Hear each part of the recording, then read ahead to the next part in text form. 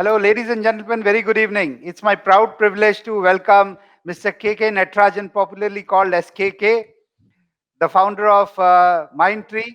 And I requested him, as a past chairman of NASSCOM, to please come in and address the SME community here. KK, today we have more than 1,250 registrations, Wow. of which about 300 are CIOs and about 850 of them are from our industry, which are IT SME companies. Of course, split over many screens. Now, of course, only your screen is visible at this time. Uh, Mhm. uh, your story is so attractive that you could be probably the best person to guide our community in terms of how to build value in the company over a long period of time, value which is built over trust, value which is built over customer satisfaction, so on and so forth. I would not speak your subject, and I'm really privileged, and I'm really thankful to you. On behalf of SME Council, I want to say a very big thank you to you that you found time for us, and I'm sure the audience will enjoy your session tremendously. Very warm welcome to NISC 2020, and over to you, KK. Thank you very much. Thank you, Hanuman, and thank you, Justin, for the warm introduction. Now, to talk to entrepreneurs and SMEs has always been a very inherent interest for me. And even when I was the chairperson of NASSCOM, I launched the Tech 10,000 Startups, which has gone on from strength to strength. So when Hanuman asked me to share my thoughts on how do you enhance value for an enterprise, I really thought that I leave with you five key ideas, which they can then go back and see how that is relevant in the context of your enterprise. Before that, what is really the need to create value for your enterprise? If you look at a study which the Princeton University did about 3 years back, clearly one of the outcomes of that study was that the lifespan of organizations has been on a continuous decline. If you look at companies about 100 years back, companies lived for probably 100 plus years. We know of the IBMs and the GEs who are probably 300 years old. But if you look at the recent years, this study found that the lifespan of an organization, as measured about 3 years back, is now just 17 years, which means from the time a company starts to the time it either gets acquired or goes out of business, there is 17 years. Which means for many of you who have started your enterprise, the reason why you need to create value for your enterprise is to be a sustainable business. You have to outlive others. Just like in the human form, by adopting a healthy lifestyle, you live longer. In the organizational context, by enhancing value of your enterprise, you will tend to build a sustainable business. In this context, I'd like to leave with you my first thought that many times we tend to mistake value with valuation. And I think today's business world is too much obsessed with valuation. We have every newspaper writing about the sonicons and the unicorns. And beyond a certain point, I would certainly urge entrepreneurs who are in this session not to bother about valuation, because beyond a certain point, valuation is just a set of numbers, and it is a mistaken notion that companies which have reached high valuation have also delivered value. In fact, many times there is zero correlation between companies which have achieved valuation and companies which have really delivered value for their stakeholders. So I think keep this in mind that value and valuation are very different. That's the first thought I wanted to leave with you. Having said that, when you talk about value, you need to think of it in a much more holistic manner. What do I mean when I say holistic manner? You have to think in terms of all your stakeholders and how are you enhancing your experience with all those stakeholders? How are you improving their lives? How are you improving their ability to do better? Which is how, when you look at the context of building value for your enterprise, it needs to be looked at a far more holistic manner. And the first stakeholder, which I think you should really be observed, and you should really be very, very active about them, is really your customers. It's important for you to question, are you choosing your customers? Many times, I think people say, as a small organization, pick up any business which comes. It's fine in the early stages, when you're really trying to understand, will your business survive even? Will you be able to meet your payroll? But once you have understood which is the segment of the market where you're delivering value, you need to choose your customers, because you will then create unique value for them as a stakeholder. And when you create value for your customers, the value of your enterprise increases. And how do you create unique value for your customers? You must be satisfying both their stated needs as well as unstated needs. Because let's be very clear, I think Steve Jobs said this, customers do not know what they want. You need to show them what they want.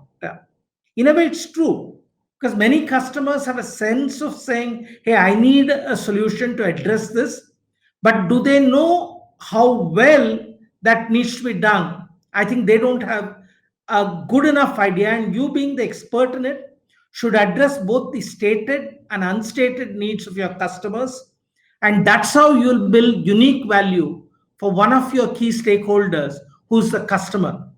And when you build unique value for your customers, you build organizational value. How do you measure it? Because that's a very important thing. If you're just doing something and if you're not able to measure it, then you'll never be able to continue to keep improving and upping the goal for yourself. The one simple measure I've found which works across industry segments is to simply measure, are your customers becoming the champions of your product or service? Because if customers are championing your product or service, then on their own initiative, they are really endorsing your product. They are demonstrating the value which you have created for them. So I many times tell smaller organizations, don't bother about too many measurements. Just measure how many new customers you've got who've all been referrals of your existing customers. And believe me, in many organizations who have become very customer obsessed, that number is as high as 90%. So you should achieve ambitious targets like that, saying that, yes, I want to grow my business. I want to grow my business 100% every year. But a lot of them will come because my customers are championing my product and service so that I get new customers. So the second idea which I'd like to leave with you is, in adding value to your enterprise, be obsessed about your customers, measure what percentage of your new business comes from customer referrals, and really make your customers champions of your product or services. Having talked about this pillar of customers, the second stakeholder which you really need to embrace and enhance is really your own employees. Many times I find that small enterprises make a choice of getting people to the team, saying that we can only attract this type of talent. I think that's a very defensive, and you're almost giving up, saying that, hey, I cannot attract the type of talent which I need. Because I think it's very, very important for founders and people who have the ambition to build big businesses to really spend a lot of time attracting the right talent to your company. I'll share from my own example. 40 years back, when I entered the workforce after a business degree, I found Mr. Azim Premji, who had just got into computers, and the company Wipro was not very large. It was called Western India Vegetable Products. He spent nothing less than 4.5 hours interviewing me and trying to say why Wipro is a great place that you should try and make work, which in a way demonstrates the importance of founders and senior management spending time on getting the right talent into the organization. And I think it's an excuse if small and medium enterprises say we cannot attract talent. Because in today's world, lot of the people who genuinely want to make an impact do not want to be one of an ant in an ant hill. I'm very consciously saying this because I know of youngsters who say, you know what, I don't want to be one amongst the 400,000 people of a large organization. I would rather be a part of an organization where my views are heard, I'm able to impact the organization, and I really enjoy passionately doing that. So, as founders, I really urge you to spend time trying to get the right talent into your organization, budget time, because it's as important as getting customers, is to build your organization through people who have the capability to take the organization to the next stage. Yeah. And clearly, the next important thing is once you've gotten the talent, how do you retain them? How do you grow them? How do you give them the experience where, as professionals, they will enhance themselves?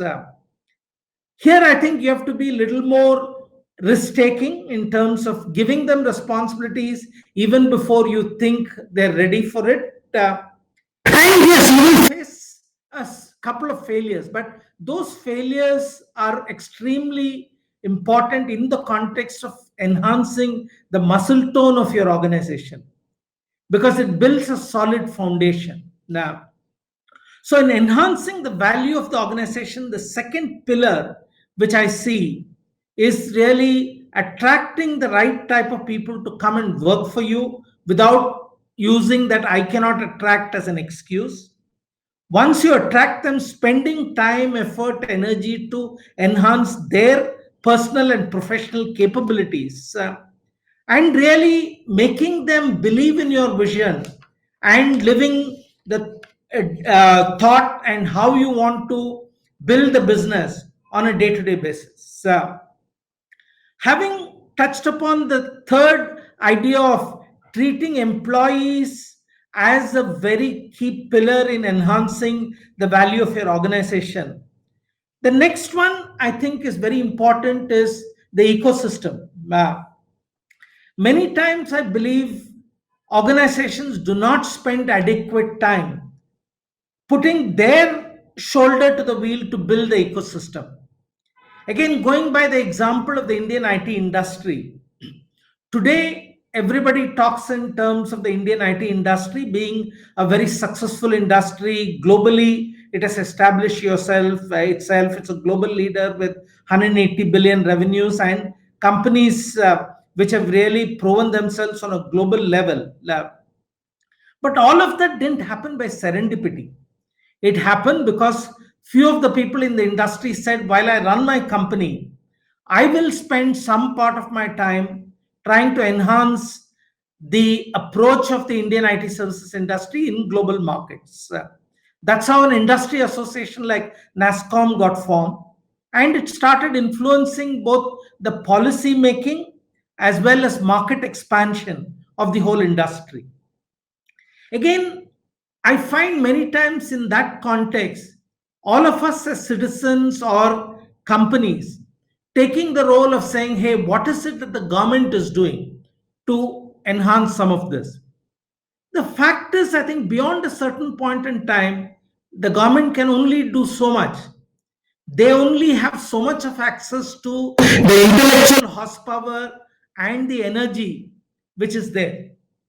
So I think it's important that every entrepreneur spends some part of his time trying to say, how am I going to put my shoulder to the wheel to enhance the ecosystem, which overall improves the business for all the players in the market, and consequently, it will also help me. And part of building the ecosystem is also the ability to share and collaborate with people whom you potentially might see as your competition. Because at the end of the day, like individuals, organizations need to be aspirational. If you don't aspire to continue to improve every day, every week, every month, you will just be left behind. And the only way in which you can continue to up your ambition and improve the performance bar is by being an open book, collaborating with your competitors, because you'll find that there are three things which they're doing well, which then pushes you to do well. And overall, the industry enhances. So, the third pillar, which I'd really like you to keep in mind when you think of enhancing the value of your enterprise, is how much are you contributing to build the ecosystem of your industry? Are you engaging with both your peers and competitors, sharing and collaborating with them? So, overall, you're really upping the performance level of your whole industry. I'll now come to the fourth and what I think is the last pillar, which is really the society. Everybody thinks in terms of saying that what we need to do to the society is, because the government has mandated a 2% spend, we will sort of put some money and maybe give it as a charity to some NGOs. With that, our responsibility stops. Believe me, that's charity.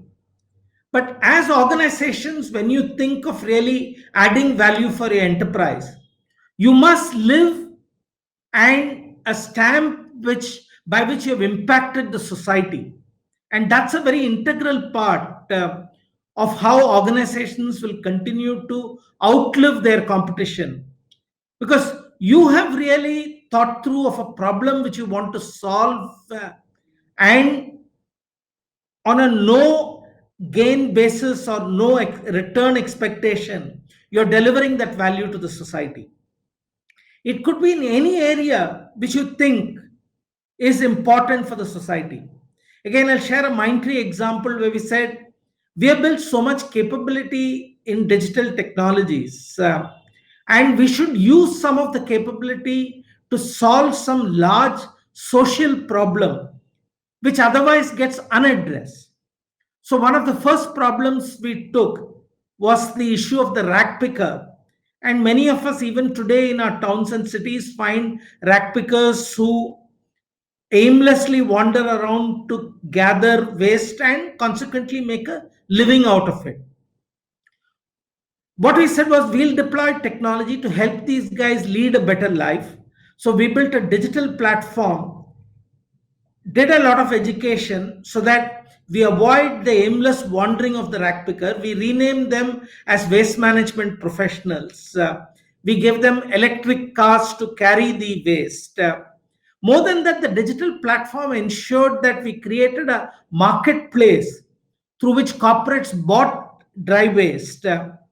And in the 42 different cities and towns where we had implemented this, the earnings of the average rack pickers went up at least by 3x times. So it's important that as a small and medium enterprise, based on what resources you can afford to sort of make it, rather than just doing the check writing, because check writing is the easiest. Anybody can write a check. But to allocate part of your intellectual bandwidth, to allocate part of your time to solve problems which are complex, which the society really needs, is important. And that's what I would urge all of you to think about as you add value to the society. Because it's important that unless all of us take that role of saying that we will do our bit to impact the society and increase it, the value of our enterprise cannot grow, because we are not in isolation. We are a part of a connected world, and we need to do our bit to enhance the value of your enterprise. So, in summary, I would strongly urge you, don't mistake value for your enterprise with valuation. My humble submission is that a lot of companies on which many articles are written about valuation, at the end of the day, they add very little value. The more known ones are things like Enron, which at some point in time were heroes, but clearly hadn't added value to any of their stakeholders. So don't mistake value with valuation, and think of how do you create value for your enterprise. And when you think of creating value for your enterprise, think of your customers, measure how your customers are becoming champions. Think of your employees, measure how you're creating more leadership and talent within your organization. Think of your ecosystem and how are you contributing to it. And lastly, think of your society and what have you done to make the world a better place to live in. So thank you very much. And once again, like to thank NASSCOM for the wonderful opportunity, and hope all of you have a great session beyond this. Thank you.